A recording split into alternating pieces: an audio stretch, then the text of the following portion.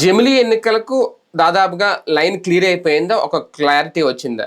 JAC అయితే ఆ దిశగా కసరత్తు చేస్తోందట. అయితే జమిలీ ఎన్నికలు 2 దశలుగా నిర్వహించడానికి సిద్ధం అవుతున్నారు అనేది 2029తో పాటు అలాగే 2034 నాటికి, అంటే తొలి దశ 2029లో చేసి 34కి మొత్తం పూర్తి స్థాయిలో ఇక దేశం అంతా ఒకే ఎన్నిక విధానాన్ని అమలు చేయాలి అనేది. అయితే ఇది ఎంతవరకు సక్సెస్ అవుద్ది అనేది కూడా, అలాగే అన్ని రాష్ట్రాలు ఏకాభిప్రాయంతో ఉంటే ఖచ్చితంగా అవుతుంది అనేది.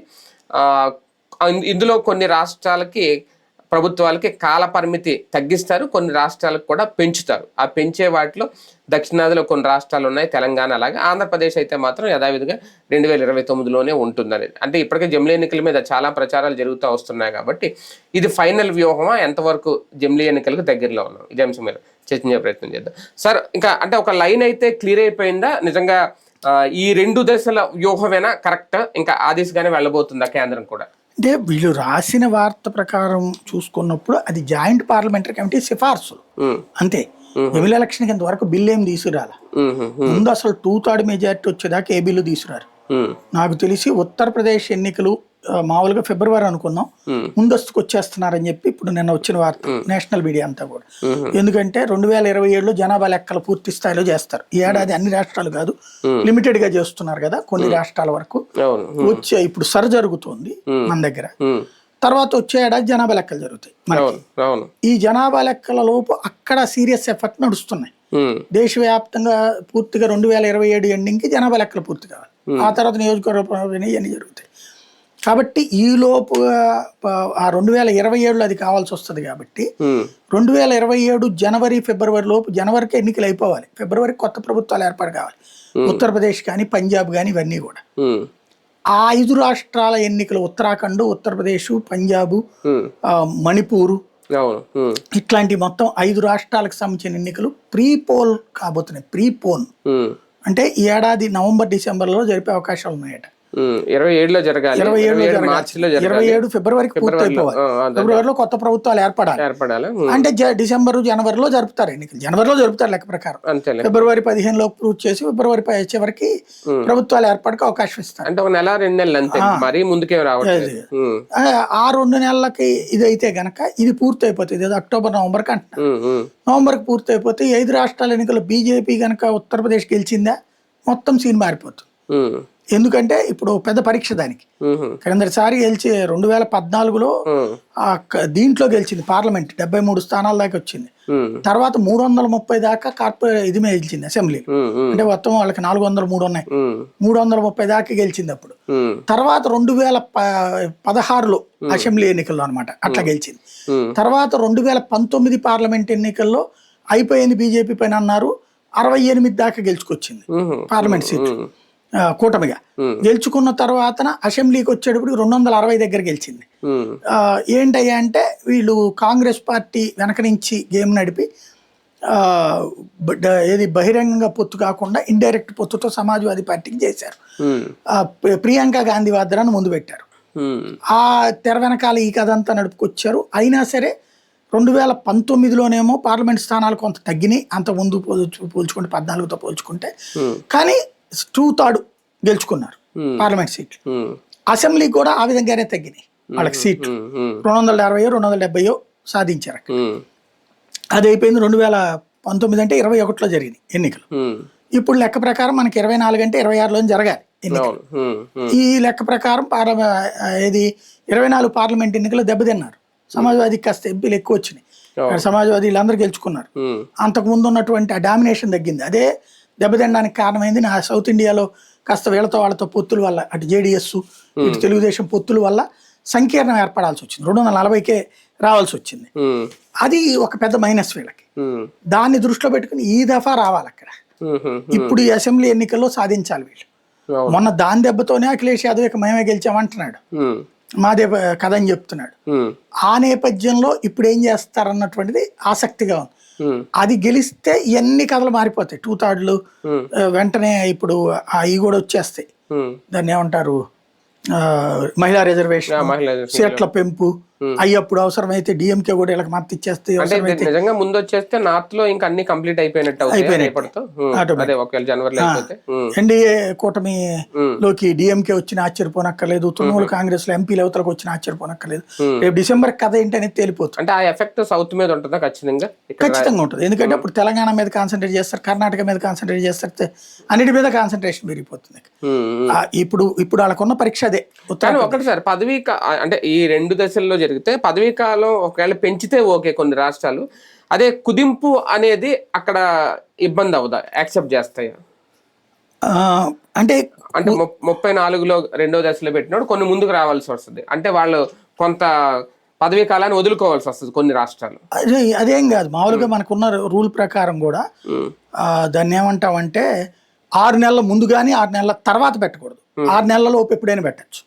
అంటే ఎన్డీఏ ప్రభుత్వాలు అయితే ఓకే అంగీకరిస్తాయి, ఎన్డీఏ పాలిత రాష్ట్రాలు ఒకటే కదా ఉంది దాంట్లో ఓవరాల్ గా. ఇవన్నీ ఎన్డీఏ పాలిత రాష్ట్రాలే. అవును, ఇవి ఉత్తరప్రదేశ్, ఉత్తరాఖండ్, మణిపూర్ అన్ని ఎన్డీఏ పాలిత రాష్ట్రాలే కాబట్టి ఏం అబ్జెక్షన్ చేయరు అక్కడ. అవును. కానీ జమిలీ ఎన్నికలు అనేది ఇప్పుడు తెలుగు రాష్ట్రాలకే రేపొద్దున్న అంటే 29లోనే యథావిధిగా జరుగుతాయి, ఇబ్బంది ఏమి ఉండదు. దానివల్ల ప్రభావం ఏమన్నా ఉంటుందా ఇమీడియట్ గా వీళ్ళు ప్రకటిస్తే కనుక? అదే అంటే దాన్ని ఎలాగ సెట్ చేయాలన్న దాని చుట్టూతోనే వీళ్ళు ఉన్నటువంటి. ఇప్పుడు క్రిందటిసారి ఏమైంది అంటే ఓట్ల విషయంలో నేను అడిగేది, ఓట్లకి సంబంధించిన దాంట్లోనే ప్రధానంగా ఎదురయ్యేటటువంటి అంశం ఏంటంటే ఏ రేంజ్ లో తీసుకురాగలరు అన్నటువంటి చూసుకుంటారు. జమిలీ ఎలక్షన్ లో గనక వీళ్ళకి ఫుల్ మెజారిటీ వచ్చేసి మళ్ళీ అధికారంలోకి వచ్చింది అనుకోండి, ఆ తర్వాత వీళ్ళకి సపోర్ట్ చేయడానికి శివసేనలో వాళ్ళు రావచ్చు. ఎన్సీపీ ఇప్పుడు శరద్ పవార్ పరిస్థితి అయిపోతుంది కాబట్టి వాళ్ళు రావచ్చు. విలీనాలు ఇక టోటల్ సమీకరణం మారిపోతుంది. ఈ ఏడాది జరగబోయేటట్టు ఉత్తరప్రదేశ్ ఎలక్షన్ ఆధారంగా భవిష్యత్ రాజకీయ సమీకరణం మారుతుంది. ఇప్పుడు అందుకని అర్జెంట్ గా కాక్రోచ్ పార్టీని దించుతున్నది డీప్ స్టేట్ వాళ్ళు కొంచెం హడావిడి చేస్తే ఓట్లను దెబ్బతీయచ్చు, ఉత్తరప్రదేశ్ లాంటి చోట్ల హడావిడి చేయొచ్చని. అది చూడాలి. అంటే ఒక పక్క సర్రభయం అయితే ఒకటి ఉంది చాలా వరకు ప్రాంతీయ పార్టీలో. ఇదే టైంలో రేపు 29లోనే ఒక దశ స్టార్ట్ చేసేస్తారంటున్నారు. అన్ని మన తెలుగు రాష్ట్రాలు ఒకేసారి ఎన్నికలు జరిగితే కనుక ఖచ్చితంగా ఈ కాన్ఫ్లిక్ట్ ఇప్పుడు అక్కడ ఓటర్లు లేదంటే ఇక్కడ ఓటర్లు ఇది ఉంటుంది. ఖచ్చితంగా పోలింగ్ అయితే తగ్గుద్దా 2 రాష్ట్రాల్లో, అది ఎఫెక్ట్ అవుదా? అట్లేముండదు. అంటే ఇప్పుడు మెయిన్ ఈ ప్రాంతీయ పార్టీల భయం కూడా ఏంటంటే జాతీయ ఎన్నికలతో పాటు జరిగినప్పుడు ఆ ఇంపాక్ట్ రాష్ట్ర ఎన్నికల మీద కూడా ఉంటది. కేసీఆర్ ఎందుకు 2019 ముందే వెళ్ళి కేంద్రాన్ని మాట్లాడుకుని బతిన్లాడుకుని ఎన్నికల సంఘంతో మాట్లాడి 2018 డిసెంబర్కి వెళ్ళిపోయాడు ముందస్తు ఎన్నిక. అసెంబ్లీ ఎన్నికలలో అతనికి ఫుల్ మెజారిటీ వచ్చింది, 2/3 మెజారిటీ వచ్చింది, అదే 78-80 వచ్చినాయి. తీరా చూస్తే అప్పుడు ఎంత వీళ్ళకి వచ్చిందని 2018లో బీజేపీకి ఇతను ఒక్కడే గెలిచాడు, అతని పేరేంటి, రాజాసింగ్ ఒక్కడే, ఒకే ఒక్క సీట్. కాంగ్రెస్ పార్టీ 21కే పరిమితమైంది, 21 + 1 22, మిగతా 117లో 22, మిగతా వాళ్ళే కదా కొట్టింది. అలాంటి స్టేజీ నుంచి వెంటనే జరిగిన పార్లమెంట్ ఎన్నికలు చూడండి, 2019లో 9 సీట్లే వచ్చినాయి బీఆర్ఎస్కి. జాతీయ రాజకీయాల్లోకి వచ్చేటికి బీఆర్ఎస్ని కాన్సెప్ట్ చేయాల. అప్పుడే బీజేపీకి 4 ఎంపీ సీట్లు వచ్చినాయి, కాంగ్రెస్కి 3 ఎంపీ సీట్లు వచ్చినాయి. అంతకుముందు ఒక్క పార్లమెంట్ సీటుకి పరిమితమైనటువంటి బీజేపీకి 4 ఎంపీ సీట్లు అంటే 4 ఏళ్ళు 28 అసెంబ్లీ సీట్లకి సరిపడా వచ్చినట్టే కదా. ఈవెన్ మొన్న పార్లమెంట్ ఎన్నికలు అసెంబ్లీ ఎన్నికలు చూడండి, మన 2023లో తెలంగాణకి అసెంబ్లీ ఎన్నికల్లో చూడండి కాంగ్రెస్కి 64 దాకా వచ్చినాయి, బీఆర్ఎస్కి 39 వచ్చినాయి, బీజేపీకి 8 వచ్చినాయి, అంతే కదా. సిపిఐకి 1 ఇట్లాగొచ్చినాయి. అదే మొన్న పార్లమెంట్ ఎన్నికల వెంటనే జరిగిన పార్లమెంట్ ఎన్నికలు ఏమొచ్చినాయి, బీఆర్ఎస్ 0, ఎంఐఎంకి 1, సరే 1కి వాళ్ళకి 7 అసెంబ్లీ సీట్లు కూడా కరెక్ట్ గానే వచ్చినాయి. అదే బీజేపీకి 8 పార్లమెంట్ సీట్లు వచ్చినాయి, 8 ఏళ్ళు 56 రావాలి అసెంబ్లీ సీట్ లెక్క ప్రకారం. మరి అంత ముందు వచ్చింది 8. అంటే ఇంపాక్ట్ ఎంత తేడా ఉందో చూడండి. జాతీయ రాజకీయాలతో కలపక జరుపుంటే మన 2023లో 24లో అన్నిటితో ఒకటి జరుగుంటే ఖచ్చితంగా బీజేపీ ప్రతిపక్ష స్థానానికన్నా వచ్చి ఉండేది, బీఆర్ఎస్ సంక్రాంతిపోయేది. అది ఇక్కడ రాజకీయం. ఇప్పుడు ఈ సంకీర్ణాలు వద్దనేది, ఇది జమిలీ ఎలక్షన్లు వద్దనేది ప్రాంతీయ పార్టీల భయం. అదే పైదాంతో ఇప్పుడు జేడీఎస్ అంటే అసెంబ్లీకి విడిగా జరిగినప్పుడు బాగానే సాధించి, ఈవెన్ తక్కువ సీట్లు వచ్చినా వాళ్ళతో కలిసి కాంగ్రెస్ తో కలిసి ప్రభుత్వం ఏర్పాటు చేశాడు కదా కుమారస్వామి. అవును. అలాంటి స్టేజ్ వచ్చింది. అదే పార్లమెంట్ ఎన్నికలకు వచ్చేటికి వీళ్ళు ఇచ్చిన సీట్ తీసుకుని వెళ్ళవలసి వచ్చింది. అందులో కూడా ఓడిపోయిన పరిస్థితి అట్లా ఉంటాయి. భారతీయ జనతా పార్టీ తన గెలుపుకు వ్యూహాత్మకంగా అడుగులు వేసుకుంటుందా? దానికి ఈ 5 దారులు ఎంచుకుందాం. ఒకటి ఏంటంటే పార్లమెంట్ నియోజకవర్గాల పునర్విభజన, రెండోది మహిళా రిజర్వేషన్లు, మూడోది వచ్చి ఇప్పుడు జనగణన, ఆల్రెడీ ఇప్పుడు 4వది ఇస్తారు, ఇప్పుడు 5వది జమిలి. ఇవన్నీ పెర్ఫెక్ట్ గా అమలైతే అన్ని రాష్ట్రాల్లో కూడా ఇటు దక్షిణాదిలో కూడా భారతీయ జనతా పార్టీ బలం పెరుగుద్దా, ఆ దిశగా వెళ్తుందా? అంటే ఇక్కడ సమస్య ఎక్కడ వస్తుందంటే ఇది భారతీయ జనతా పార్టీ చేతిలో ఉంది కాదు, భారతీయ జనతా పార్టీ చేసేది కూడా కాదు దీంట్లో. అంటే ఎక్కువ ఇందులో పాజిటివిటీ బీజేపీకి కనిపిస్తుంది. అంటే అంచనా అట్లాగే ఉంటది సహజంగా. కానీ మోడీకి కానీ వీళ్ళకి సమస్య ఏమంటే ఎందుకు ఈ ప్లానింగ్ ఫస్ట్ నుంచి వాళ్ళ కాదు ఇది. అటల్ బిహారీ వాజ్పేయి ప్రస్తావించారు మొదట, తర్వాత కాంగ్రెస్ పట్టించుకోవాలా. ఒకప్పుడు మనకి స్వతంత్రం వచ్చాక 1952 నుంచి కేంద్రానికి అసెంబ్లీకి ఒకేసారి ఎన్నికలు జరిగాయి. 3 టర్మ్స్ అట్లాగే జరిగినాయి 67 దాకా. ఈ లాల్ బహదూర్ శాస్త్రి మరణం తర్వాత ఇందిరాగాంధీ టేకప్ చేసిన తర్వాత నుంచి రచ్చబిగినైంది. ఆవిడ కొన్ని రాష్ట్ర ప్రభుత్వాలను రద్దు చేయడం, కొన్ని రాష్ట్ర ప్రభుత్వాలు వేరే పార్టీలు వచ్చినాయి. అప్పటిదాకా ఓన్లీ కాంగ్రెసే దేశం అంతా. ఆ తర్వాత కొన్ని ప్రాంతాల్లో కమ్యూనిస్టులు గెలవడం, బెంగాల్ లాంటి చోట్ల, ఈ మధ్యలో కొన్ని చోట్ల ప్రభుత్వాలు ఈవిడ రద్దు చేయడం వల్ల జరిగిన ఎన్నికలు, ఇట్లాగా మార్పు వచ్చినాయి. కానీ మామూలుగా అయితే కనుక అట్లా కదా, ఎమర్జెన్సీ ఎత్తేసినప్పుడు దేశవ్యాప్తంగా ఎన్నికలు జరిగినాయి. మళ్ళీ అది పార్లమెంట్కి జరిగింది, పార్లమెంట్ వేరే, అసెంబ్లీలకు వేర్లైనాయి, అట్లాగా నడిచినాయి. ఇప్పుడు జమిలీ ఎలక్షన్లు వీళ్ళు చెప్పేది ఏంటంటే ఇవాళ ఈయన చెయ్యాలి, ఇది మోడీ దేశం అంతా ఏయో చేద్దాం అనుకున్నాడు. ఎలక్షన్ కూడా వస్తాయని ఆపేయాలి కదా. రేపు మళ్ళీ ఎలక్షన్ కోడ్ వచ్చేస్తుంది ఇంకొక 3 నెలల్లో. ఎలక్షన్ కోడ్ బిగిన్ అయ్యే ఎలక్షన్ ఈ ప్రాసెస్ అంతా అవడానికి ఇంకో 2-3 నెలలు పడుతుంది. 6 నెలల పాటు, కనీసం 4 నెలల పాటు ఏ పని చేయడానికి వీల్లేదు. అంటే దేశంలో కొన్ని తీసుకుంటున్నారు వీళ్ళు ముందుగా, కానీ అది ఆయా రాష్ట్రాలకు వర్తించదు, యూనిఫామ్ గా చేయడం కుదరదు.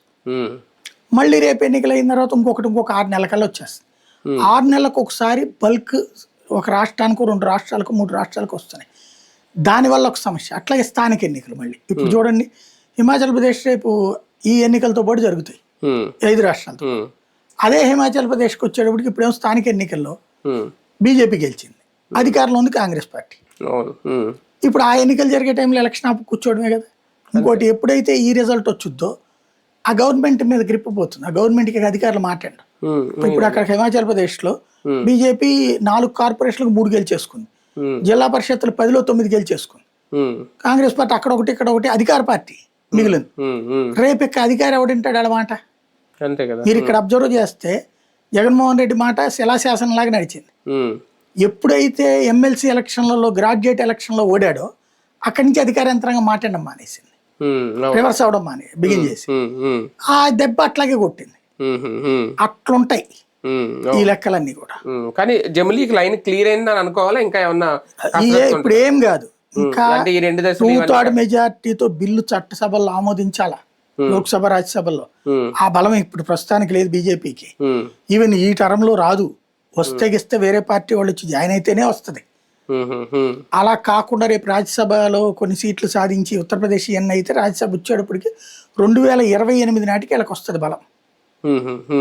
లోక్సభలో ఈ లోపు అంటే అసెంబ్లీలు గెలిచిన దాన్ని బట్టి వస్తాయి కదా. ఇప్పుడు మహారాష్ట్రలో సీట్లు వస్తాయి, ఒరిస్సాలో సీట్లు వస్తాయి. ఇవన్నిటి కారణంగా 2028కి అంటే ఇప్పుడు ప్రస్తుతం హాఫ్ మెజారిటీ ఉంది కూటమికి, అదే ఇంకొక 16 రావాలి. ఇంకో 16 వస్తే కనుక వీళ్ళు పూర్తిగా 2/3 మెజారిటీ వచ్చిన వాళ్ళు అవుతారు. అది అయినప్పుడు వీళ్ళు పార్లమెంట్ లో 2/3 మెజారిటీతో సీట్లు ఇవ్వాలి. మళ్ళీ లోక్సభలో సాధ్యం కాదు.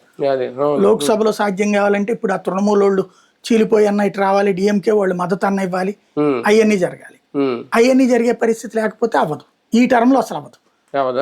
బిల్లు 2/3 మెజారిటీతో అక్కడ ఆమోదం పొందరు కాకుండా సగం అసెంబ్లీలో ఆమోదం పొందాలి. అసెంబ్లీల పరంగా వీళ్ళకి ప్రాబ్లం లేదు, 21 రాష్ట్రాల్లో వీళ్ళే ఉన్నారు కాబట్టి.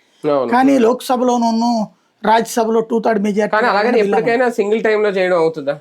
చేయడం పెద్ద కష్టంగా. వీళ్ళు అనుకున్నట్టు 28 కనుక వీళ్ళకి పూర్తి మెజారిటీ వస్తే వీళ్ళు కలిసి అప్పుడు 28లో అమలు చేసేసి, రేవంత్ చెప్పినట్టు రేవంత్ కూడా 28లో ఎన్నికలు కాదు, నాకు ఒక 6 నెలలు ఎక్స్టెండ్ అవుతుంది అని చెప్పాడు ఆ మధ్య ఢిల్లీ వెళ్ళొచ్చు. ఆ లెక్కను చూసుకున్నప్పుడు 29లో జరిగేటటువంటి ఎన్నికల్లో వాళ్ళ 5 రాష్ట్రాలు మధ్యప్రదేశ్, రాజస్థాన్, ఛత్తీస్గఢ్, తెలంగాణ, మన 5 రాష్ట్రాలు ఉంటాయి అప్పుడే. దాంతో పాటు ఆ తర్వాత 6 నెలలకు ఎన్నికలు జరిగే ఉంటాయి. మహారాష్ట్ర అయ్యి ముందు తెస్తారు. మొత్తం దాదాపుగా 15 రాష్ట్రాలు 20 రాష్ట్రాలు ఒకేసారి ఎన్నికలు జరుపుతారు. 2034 వచ్చేటప్పటికి ఈ రాష్ట్రాలన్నిటితో పాటుగా మున్సిపాలిటీలు, పంచాయతీలు అన్ని ఒకేసారి పెడతారు. 3 నెలల్లో కంప్లీట్ చేసేసుకుని కూర్చుంటారు. ఇక ఆ తర్వాత చేసే ప్రతి ఎన్నికలో కూడా ఒకవేళ మధ్యలో ఎవడన్నా గవర్నమెంట్ పడిపోయింది, నెక్స్ట్ ఎన్నేళ్లు మిగిలి ఉంటే అన్నేళ్లకే ఎన్నికలని పెడతారు. అది జరుగుతుంది. మొత్తం మీద 2034 అయితే క్లియర్ అయిపోతుంది కంప్లీట్ గా. జమిలీ ఎన్నికలు వచ్చే అవకాశం ఉంది. రైట్, చూద్దాం. మొత్తం జమిలీ ఎన్నికల కసరత్తు అయితే కొనసాగుతుంది. నిజంగా 2 దశల్లో నిర్వహిస్తారా? 2029లో కొన్ని రాష్ట్రాలు, దాదాపు 18 రాష్ట్రాలు ఎన్నో లెక్క చెప్తున్నారు. తర్వాత మిగిలిన 34లో కంప్లీట్ గా ఒకే దేశం ఒకే ఎన్నిక. ఎంతవరకు సక్సెస్ చూద్దాం.